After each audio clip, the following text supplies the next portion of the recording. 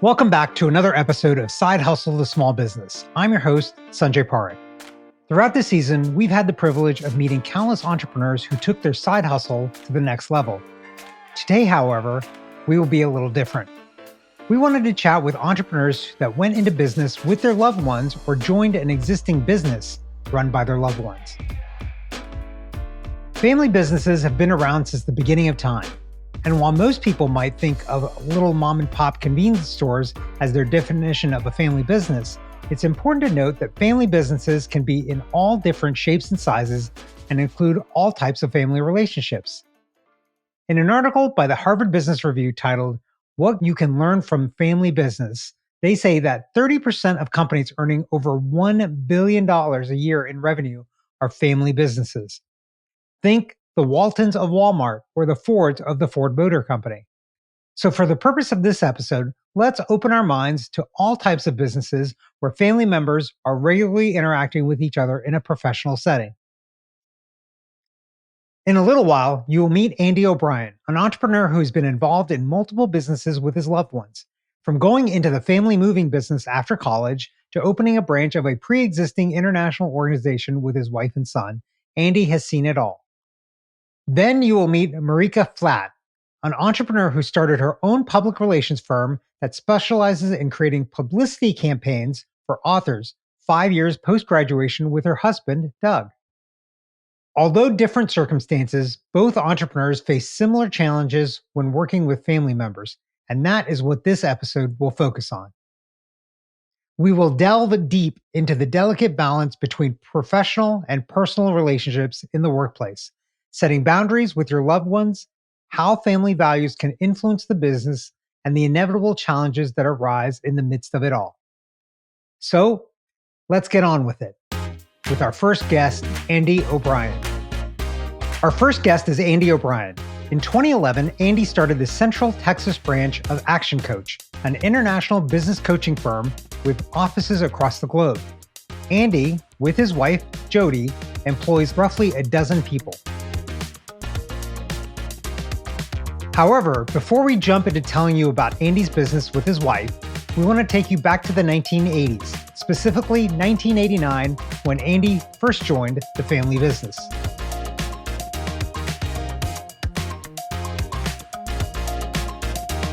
A lot was going on in 1989.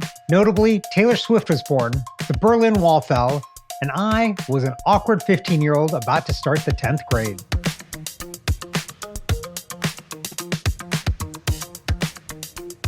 While that was all going on, Andy was graduating from college and joining his family business, O'Brien Moving and Storage, a moving company founded by his grandfather 4 decades prior. The business was started in 1947 by my grandfather after he got out of World War II. He ran that business. My father joined the business right after he got out of the Army in 1962 or 3. And then that business went on. Andy's grandfather died in 1984, 5 years prior to Andy joining the company. By the time Andy joined in 1989, his father was running the show. As far as the day-to-day of the company, Andy found it to be a little chaotic, to say the least. A topic we will dive into this episode is establishing boundaries and professional relationships within a family business, ensuring that communication needs are being met and everyone is happy. When it came to establishing those boundaries at the moving company, Andy found them to be unmet. We didn't have any boundaries. We didn't have any rules of the game. We didn't have any expectations or standards as we talk about today. We didn't have any guidelines. We just, do as I say, not as I do. And, you have to remember, though, that this business was brought up in the 40s, 50s, 60s, and 70s, right? My grandfather was a man of a lot of words, and it was do as I say. Literally was the way it was. He was a 1970s white guy. My dad had a lot of those same belief systems. So anytime, just like we have today, the challenges with age groups, the challenges I have with my son, I have to really step back and listen to what he's saying and not be, I know mindset, just be closed off, but I have to tell me how you got to this. Please explain to me your data points.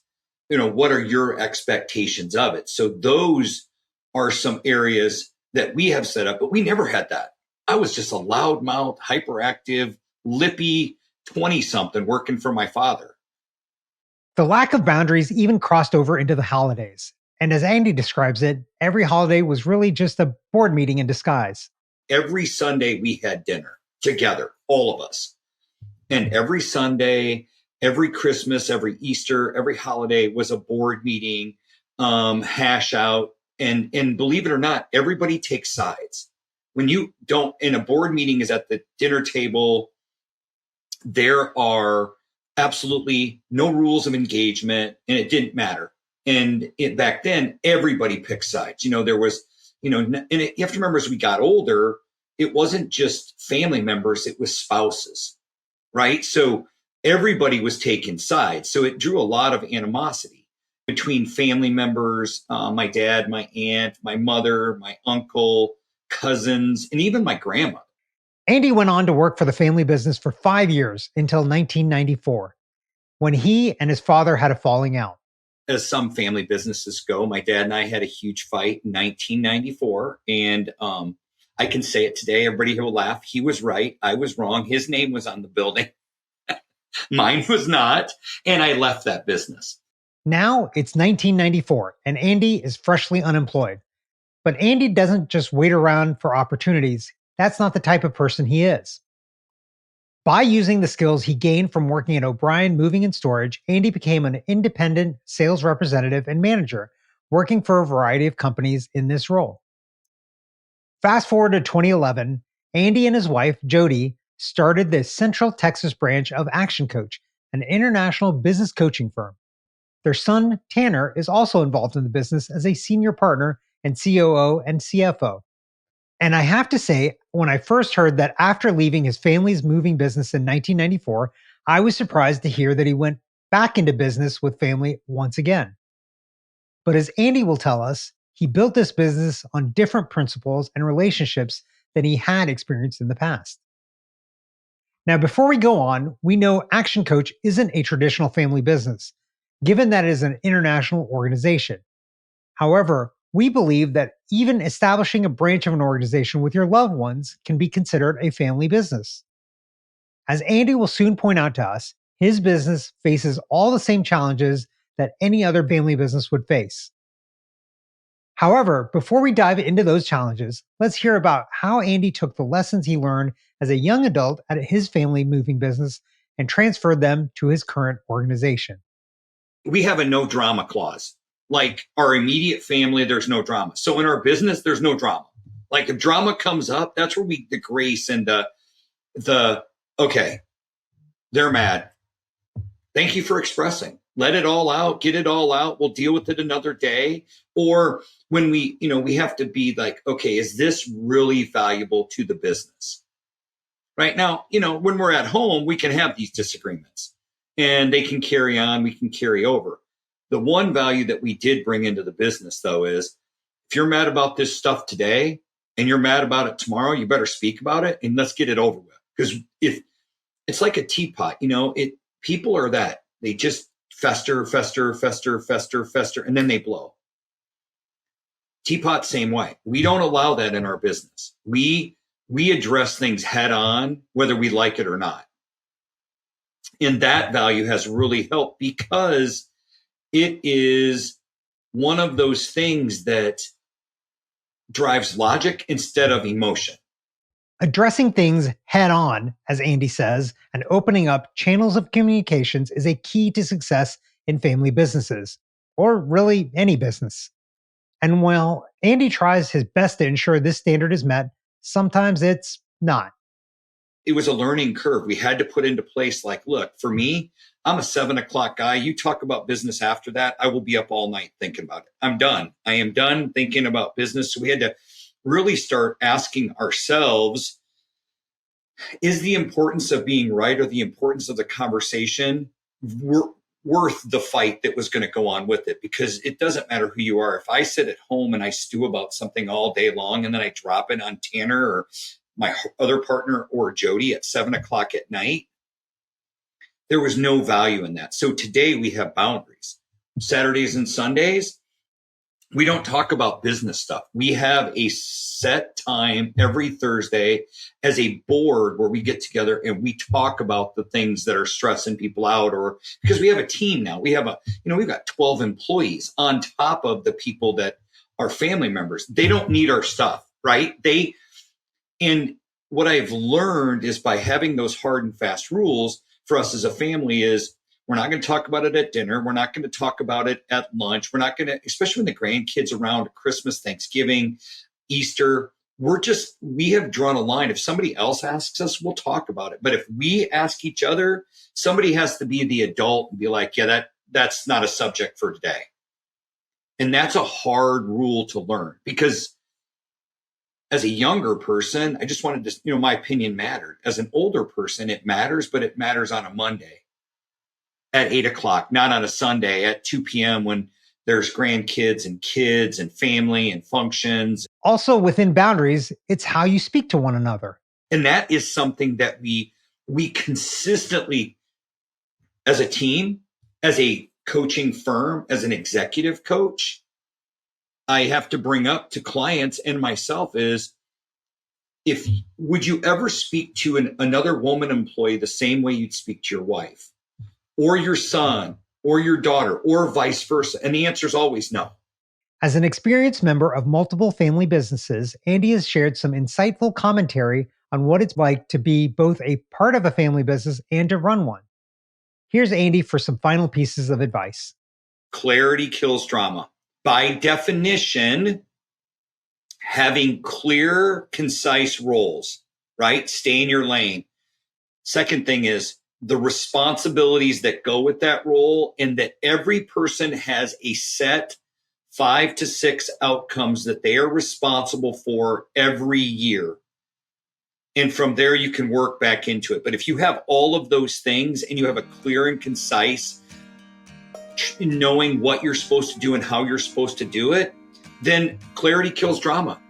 Family members can work together. They are no longer any harder or any easier than any other business. They're just your business. You need to figure it out with your family members. And if you're joining a business, the same thing is, don't just join because you think you're going to get a free paycheck, right? Join because you have a value asset for the business and that you're going to be a valuable asset to the organization.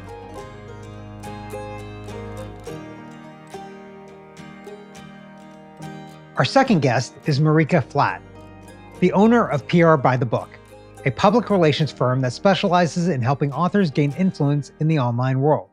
After graduating from college in 1997, Marika worked in the publishing world for half a decade before co-founding PR by the Book with her husband, Doug. In the 21 years since the company was established, Marika and Doug have worked with over 2,000 authors and have worked with some of the top publishers in the business. Funny enough, originally it was kind of my way of just having my own, let's just call it freelancing business. But my husband, with his business background, he said, no, we're going to set PR by the Book up as a business. We're going to have all the systems in place. We're going to do everything like a business. And so we did. And I was freelancing for a year and a half on my own. And then when I had left the company that I was at, we immediately started bringing on team members.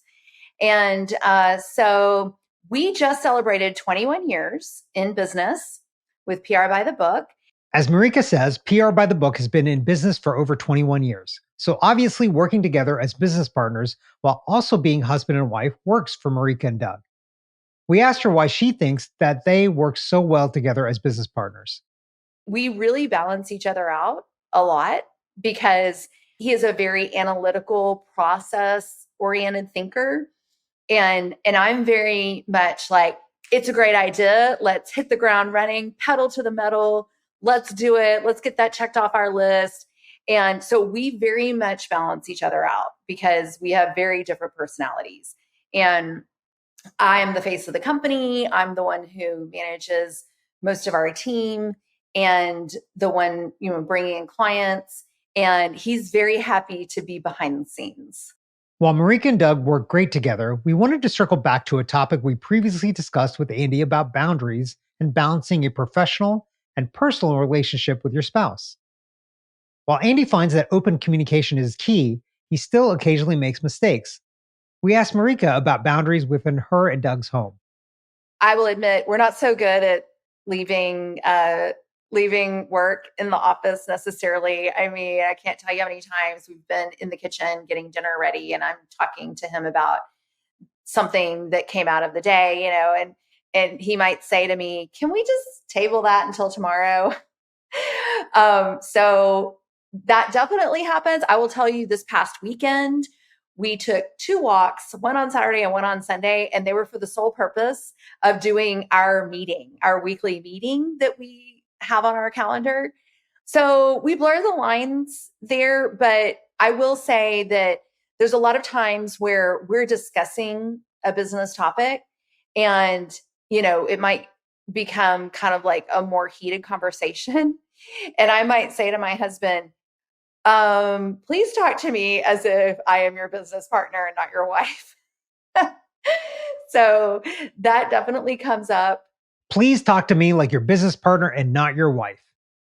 It's true. When working with family, it's completely possible to, as Marika says, blur the lines of your relationship. Say you get a really good idea for the business at 9 p.m. on a Saturday night. It might be very tempting to tell your business partner about it, especially if they are sitting on the other side of the couch with you.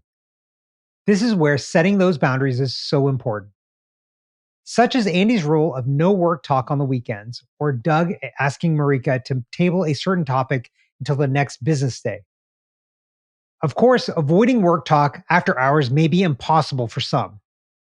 After all, remember how Marika says she works up to 12 hours a day, 7 days a week?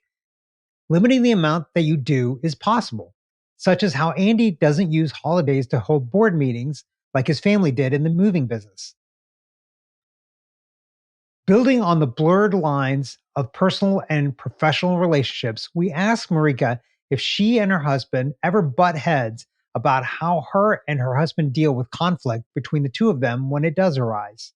It's inevitable. I mean, we come from two different schools of thought on different things. And so we certainly don't agree on everything. And so I think that it's important that we work hard to be empathetic and to put ourselves in the other person's position and try to look at that topic from the other person's position, because some of that stems from personality traits. I mentioned, my husband is a very process-oriented thinker. And so where I might want to just come up with a quick solution and implement it, he wants to look at it from all four sides of the square. And ultimately that benefits our company, because we need both of those perspectives.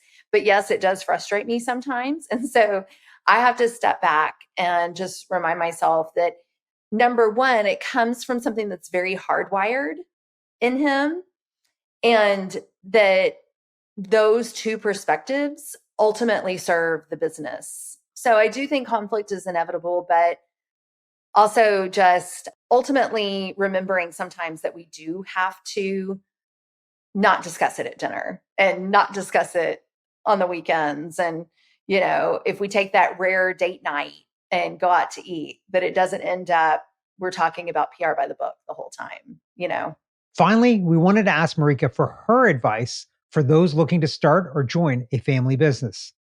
Have a long-term plan in place for how you want to grow. How are you going to get there? If you don't have a roadmap, how are you going to arrive at your destination? And so to make sure that you know where you're going, what is this thing going to look like in 3 years, in 5 years, in 10 years? What's important to you? I would recommend not waiting 21 years to write your mission, vision, values, and learn from our mistake on that. But I think that it's not to be taken lightly. And then if someone is thinking of joining a family business, I would just encourage them to know that, get ready to be part of the work family, because one of our mishires this past year was someone who really wasn't necessarily comfortable with that approach, was just really wanted to get in, get her work done, leave at 5 o'clock, not really have real responsibilities, and not have any kind of close relationships with team members. And I think that's kind of hard to avoid if you're in a small family-owned business.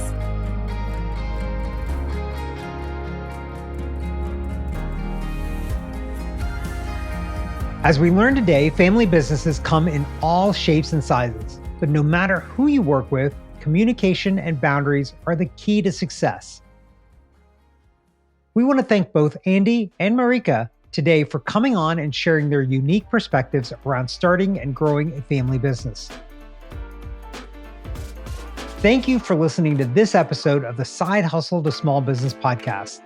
To learn more about Hiscox Business Insurance, visit the Hiscox blog at www.hiscox.com/blog.